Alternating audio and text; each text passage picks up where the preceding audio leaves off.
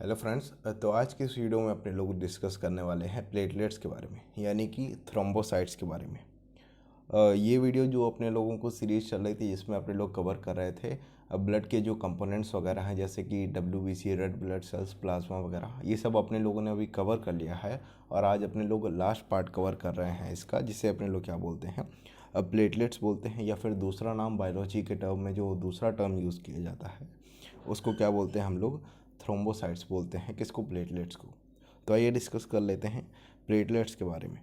ठीक है, अब प्लेटलेट्स बोलो या फिर थ्रोम्बोसाइट्स बोलो तो बात तो एक ही है। तो देखिए, नाम थोड़ा बहुत कन्फ्यूजन हो सकता है, क्योंकि यहाँ पे लिखा है थ्रोम्बोसाइट्स।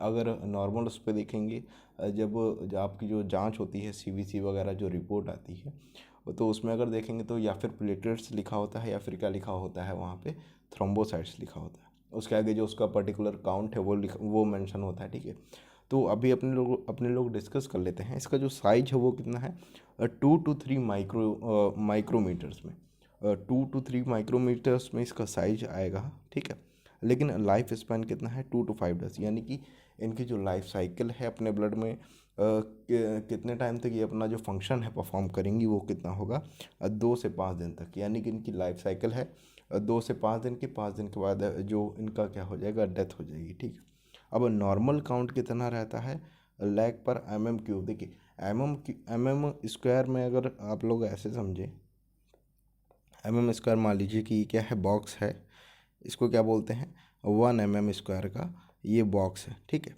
अब इसमें इस वाले बॉक्स में कितनी प्लेटलेट्स आ जाएंगी, इसे अपने लोग क्या बोल देंगे कि जो काउंट है इस वाले बॉक्स में, यानी कि बॉडी का जो इतना बड़ा पोर्शन है, जैसे कि 1 mm³ बोलेंगे हम लोग, 1 mm² बोलेंगे जिसको अपने लोग, तो उसमें जो नॉर्मल प्लेटलेट्स का काउंट है वो कितना होगा, 0.5 से 1.5 से 3.5 लाख पर mm² होगा। देखिए, नॉर्मल काउंट कितना है, 1.5 लाख से 3.5 लाख तक। तो अगर ब्लड रिपोर्ट में अगर अगर अपने लोग देखिए नॉर्मल अगर कराने जाएंगे ना, तो 3.5 लाख के आसपास रहती हैं। ठीक है, फिर अगर कुछ अगर डिजीज़ हो गई आपको, तो लगभग कितनी आ जाती है, 1.5 लाख के आसपास। फिर उससे नीचे नीचे करती है तो क्या होता है, क्रिटिकल कंडीशन हो जाती है। अगर अपने लोगों की जो प्लेटलेट्स है वो कितनी हो गई, 40,000, यानी कि 40,000 से अगर कम हो जाती है तो क्या हो जाता है, क्रिटिकल कंडीशन आ जाती है। ठीक है, it is also known as thrombocyte. देखिए, थ्रोम्बोसाइट बोला गया किसको, प्लेटलेट्स को। और ये प्रेजेंट कहाँ पे होंगी, ओनली इन मैमल्स, यानी कि जो भी मैमल्स वगैरह हैं वहाँ पे जो प्लेटलेट्स है वो प्रेजेंट है, बाकी और किसी में नहीं मिलेंगी। तो मैमल्स का क्या हो गया, एक स्पेशल फीचर अपने लोग कह सकते हैं कि मैमल्स में क्या मिलेगा, प्लेटलेट्स मिलती हैं यहाँ पे, बाकी और कहीं भी किसी में जो ऑर्गेनिज्म है वहाँ पे क्या है, प्लेटलेट्स या फिर थ्रोम्बोसाइट्स क्या होंगी, एब्सेंट होंगी। ठीक है, अब they are non nucleated platelets कहती हैं, कैसी हैं, नॉन न्यूक्लिएटेड, यानी कि न्यूक्लियस क्या है, पूरी तरीके से एब्सेंट है यहाँ पे। ठीक है, एब्सेंट है क्या हमारे पास न्यूक्लियस, तो इसके अंदर क्या है, न्यूक्लियस है नहीं। And derived from megakaryocyte cell, and derived from megakaryocyte, यानी कि इनको जो जन्म देने वाली सेल हैं, जहाँ से ये निकल के आएंगी, जहाँ से ये इनका जो मैचुरेशन होगा वहाँ, वो कौन सी सेल करेगी, हमारी मेगा कैरियोसाइट्स। ठीक है, ऑफ द बोन मैरो। देखिए, बोन मैरो क्या है, बोन मैरो अपने लोगों को पता है कि बोन मैरो क्या होता है, जो हमारी लॉन्ग बोन्स होती है, लॉन्ग स्पॉन्जी बोन्स, वहाँ पे क्या प्रेजेंट होता है, बोन मैरो। ठीक है, अब बोन मैरो क्या करता है, बनाता है एक सेल जिसे अपने लोग क्या बोलते हैं, मेगा कैरियोसाइट। देखिए, मेगा कैरियोसाइट यानी कि बहुत बड़ी क्या है, कैरियोसाइट है। तो ये जो मेगा कैरियोसाइट है ये कहाँ फॉर्म हो रही है, हमारी बोन मैरो में। ठीक है, अब मेगा कैरियोसाइट क्या करती है, ये अपना मैचुरेशन करती है, या फिर ये इस तरीके से कहेंगे कि मेगा कैरियोसाइट क्या है, एक सेल है जो कि मैच्योर होती जाती है और लास्ट में जाके क्या बना देती है, प्लेटलेट्स बन जाती हैं। तो प्लेटलेट्स किससे बन के आई हैं, हमारी मेगा कैरियोसाइट से बन के आई हैं। जो हमारी मेगा कैरियोसाइट सेल है वो, उसका मैच्योरेशन होता गया, वो आगे आगे उसका जो भी उसकी एज थी वो बढ़ती गई, और उस तरीके से उसमें क्या हुआ, उसका मैच्योरेशन हुआ, और लास्ट में उसने क्या बना लिया, यहाँ पे प्लेटलेट्स वगैरह बना ली। तो अगर शेप एंड साइज, शेप की बात करें अपने लोग यहाँ पे, देखिए शेप कैसा है इसका, डिस्क लाइक, यानी कि जो नॉर्मल प्लेट होती है ना, जिस पे डिनर वगैरह करते हैं, तो उस पर क्या होता है, जो प्लेट होती है ना उसको क्या बोलते हैं, डिस्क लाइक। तो कैसी हो गई, डिस्क लाइक, यानी कि फ्लैट हो गई। और कैसी हो गई, ओवल शेप्ड, या फिर बोल दो बाई कॉन्वेक्स, बाई कॉन्वेक्स बोल दो, या फिर कैसी हो गई, ओवल शेप की ये क्या हो गई हमारे पास, इसकी जो शेप है वो इस प्रकार की हो गई। देखिए नॉर्मल दिखने में तो ऐसी लगेंगी कुछ, लेकिन अब यहाँ पे लिखा हुआ है तो इसको भी अपने लोग इनकार नहीं कर सकते हैं। लेकिन ये अगर आप लोग नॉर्मल देखेंगे तो इससे कुछ भी रिलेशन नहीं मिलेगा आप लोगों को। तो ये क्या है, हमारे पास प्लेटलेट्स हैं जो कि कैसी हैं, डिस्क लाइक हैं, लेकिन ओवल शेप की हैं, एक बाई कॉन्वेक्स शेप की हैं। इन देयर साइटोप्लाज्म, अब इनका जो साइटोप्लाज्म है, देखिए साइटोप्लाज्म में क्या, इनका जो साइटोप्लाज्म है यानी कि इस सेल के अंदर जो भी फ्लूइड फिल है उसमें क्या है हमारा, अब बेजोफिलिक ग्रेन्यूल्स हैं। देखिए ग्रेन्यूल्स क्या होते हैं, ग्रेन्यूल्स कहाँ प्रेजेंट होते हैं, हमारे साइटोप्लाज्म में। और ग्रेन्यूल्स में क्या क्या करते हैं, इसमें जो ग्रेन्यूल्स होते हैं ये क्या कर देंगे, इस पर अगर अपने लोग कलर डाल दें या फिर कोई बेसिक डाई डाल दें, जैसे कपड़ों में क्या किया जाता है, डाई वगैरह की जाती है, अगर यहाँ पे क्या कर दें बेसिक डाई वगैरह डाल दें तो क्या कर लेंगे, ये अपने आप को विजुअल कर लेंगे, उस डाई का कलर ले लेंगे और माइक्रोस्कोप के अंदर ईजिली एब्जॉर्ब हो जाएंगे, यानी कि ऑब्जर्व हो जाएंगे माइक्रोस्कोप के नीचे। ठीक है, नॉर्मल तो दिखेगा नहीं, लेकिन इनमें क्या किया जाता है, जो साइटोप्लाज्म है प्लेटलेट्स का उसमें क्या प्रेजेंट है हमारे पास, बेजोफिल ग्रेन्यूल्स। देखिए ऐसा ग्रेन्यूल्स जो क्या है बेजोफिलिक है, यानी इसमें क्या है बेसिक डाई अगर इसके ऊपर डाल देते हैं तो क्या हो जाएगा, इसमें जो कलर है बेसिक डाई का वो उसको ये एब्जॉर्व कर लेगा। तो बेजोफिलिक ग्रेन्यूल्स प्रेजेंट हैं जिसकी वजह से इस पर कौन सी डालते हैं हम लोग, मैथाइलिन ब्लू। तो मैथाइलिन ब्लू हमारे पास कौन सी है, एक बेसिक डाई है, एक बेसिक कलर है जिसको इसके ऊपर डाल देंगे और ये क्या कर लेगा, उसको एब्जॉर्ब कर लेगा। और अब अगर इसको अपने लोग माइक्रोस्कोप के नीचे देखेंगे तो अपने लोगों को ईजिली ये नज़र आ जाएगा। ठीक है, तो इसके लिए क्या यूज़ होता है हमारा मैथाइलिन ब्लू, या फिर कह दो कि जो जो हमारी बेसिक डाई होती हैं जो कि बेसिक नेचर की होती हैं उसको यूज़ किया जाता है इसको ऑब्जर्व करने के लिए माइक्रोस्कोप के नीचे। ठीक है, अब देखिए क्या है, decrease in number of blood platelets.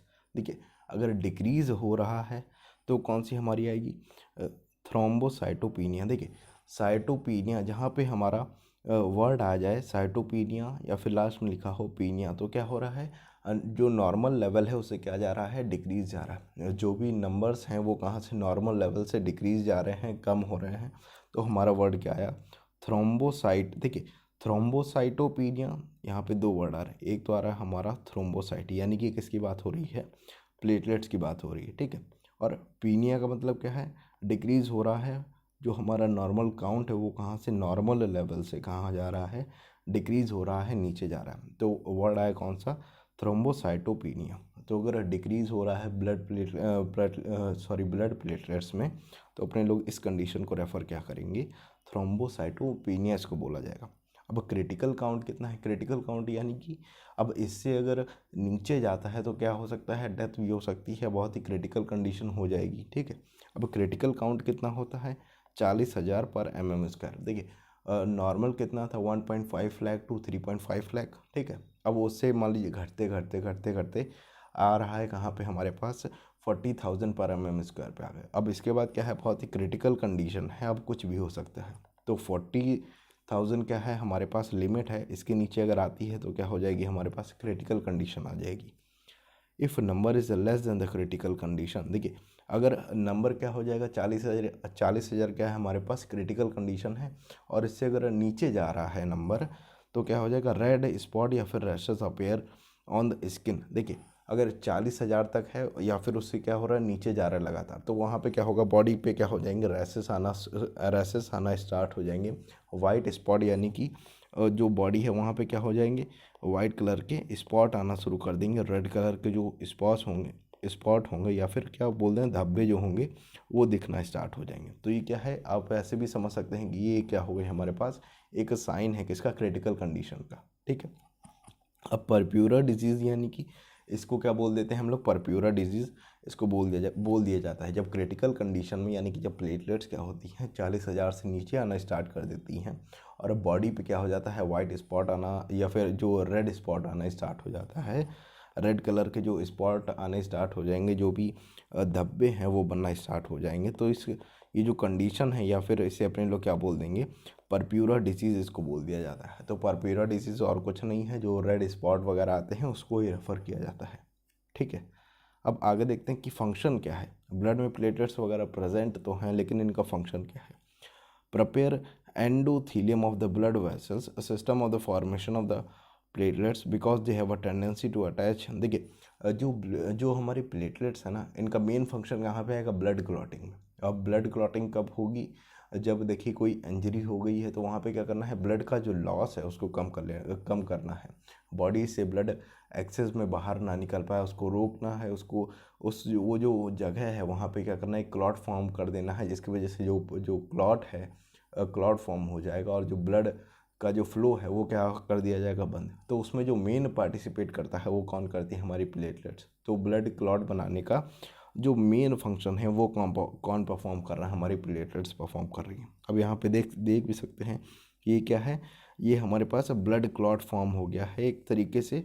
जालीनुमा स्ट्रक्चर, क्या जैसे मछली पकड़ने के लिए जो नेट फेंकते हैं ना, उस तरीके का स्ट्रक्चर यहाँ पे बन जाता है, जिसकी वजह से जो ब्लड में बह रही जो भी मरी हुई सेल्स हैं, जो भी सेल्स डेथ हो गई, वो क्या होती हैं, उसमें फंसती चली जाती हैं, जिसकी वजह से क्या हो जाता है, अल्टीमेटली वहाँ पे क्या हो जाएगा, ब्लॉकेज हो जाएगा और वहाँ पे क्या हो जाएगा, जो ब्लड क्लॉट है वो फॉर्म हो जाएगा। ठीक है। Release a variety of substance. अब देखिए जो प्लेटलेट्स हैं उसमें क्या करती हैं, कई सारे जो सब्सटेंसेस हैं वो रिलीज़ करती हैं, जिनमें से एक है कौन सा, हमारा थ्रोम्बोप्लास्टिन। तो प्लेटलेट्स क्या कर रही हैं, कई सारे जो सब्सटेंसेस हैं, जो केमिकल्स वगैरह हैं वो रिलीज़ कर रही हैं, जिसमें से एक कौन सा है, हमारा थ्रोम्बोप्लास्टिन। अब जो हमारा थ्रोम्बोप्लास्टिन है ये कहाँ पे अपने लोगों को समझने, ये जो थ्रोम्बोप्लास्टिन है ये अपने लोग समझेंगे कहाँ पे, जो अपने लोग ब्लड क्लॉटिंग के बारे में पढ़ेंगे। वहाँ पे जो भी सीरीज़ वाली जो रिएक्शन हो रही है उसको जब अपने लोग देखेंगे तो वहाँ पे अपना नाम आएगा थ्रोम्बोप्लास्टिन। बेसिकली अभी इतना ध्यान रखिए कि जो थ्रोम्बोप्लास्टिन है ये भी किस में काम कर रहा है, हमारा जो ब्लड क्लॉट जो फॉर्म होगा उसमें ये मदद कर रहा है। अब most of which are involve in coagulation of the blood. देखिए प्लेटलेट से क्या होगा, कई सारे जो केमिकल्स हैं वो जो केमिकल्स हैं वो उसके थ्रू रिलीज़ किए जाएंगे। लेकिन यहाँ पे क्या है कि अब इसका अल्टीमेट काम क्या है कि जो ब्लड क्लॉट है उसको बनाना है। तो इससे जो भी सब्सटेंस ये बनाएगी या फिर जो सब्सटेंसेस जो प्लेटलेट से रिलीज़ होंगे वो ज़्यादातर अमाउंट में किससे रिलेटेड होंगे, ब्लड क्लॉटिंग से। तो कोगुलेशन करना है ब्लड का, जिसके लिए रिस्पॉन्सिबल कौन है, प्लेटलेट्स। और ये जो रिलीज़ कर रही है जो भी सब्सटेंसेस वगैरह वो भी किससे रिलेटेड होंगे, हमारे पास कोगुलेशन से रिलेटेड होंगे या फिर क्लॉटिंग से रिलेटेड होंगे। देखिए या फिर बोलो क्लॉटिंग या फिर बोल दो कोगुलेशन, बात एक ही होती है। कोगुलेशन का मतलब क्या हो जाता है, थपका जम जाना, जो ब्लड है उसको क्या कर दिया जाएगा, ब्लीडिंग को रोक देना एक तरीके से। और क्लॉटिंग भी क्या है, ब्लीडिंग को रोक देना, थपका जम जाना। ठीक है। अब सिंथेसाइज क्या कर रही है, सेरोटोनिन। इसके बारे में अपने लोग जब अगले वीडियो में अगले वाले जब चैप्टर में पढ़ेंगे, जहाँ पे नर्वस सिस्टम वगैरह डिस्कस करेंगे, तो वहाँ पे अपने लोगों को समझ में आएगा सेरोटोनिन। फिलहाल आप इतना ब्रेन में रख सकते हैं कि जो सिंथेसिस है सेरोटोनिन का, सेरोटोनिन जो है वो कहाँ से आ रहा है, हमारे पास प्लेटलेट से आ रहा है। ठीक है।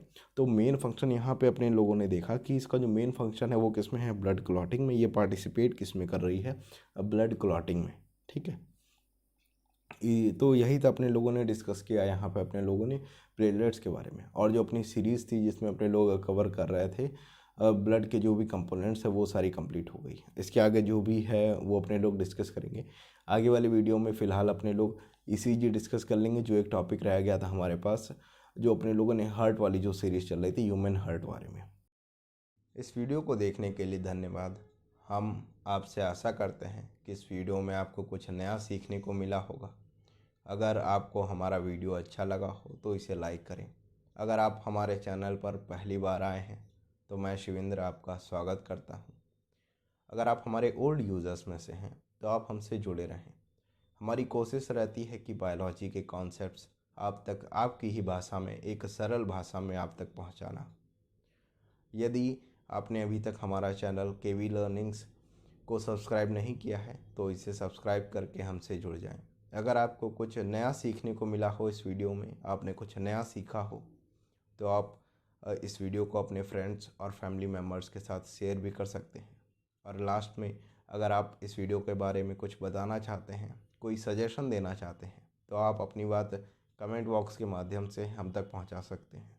और साथ ही साथ यह भी बताएं कि अगला वीडियो आप किस टॉपिक पर चाह रहे हैं। मिलते हैं आपसे अगली वीडियो में, तब तक के लिए नमस्कार, गुड बाय, जय हिंद।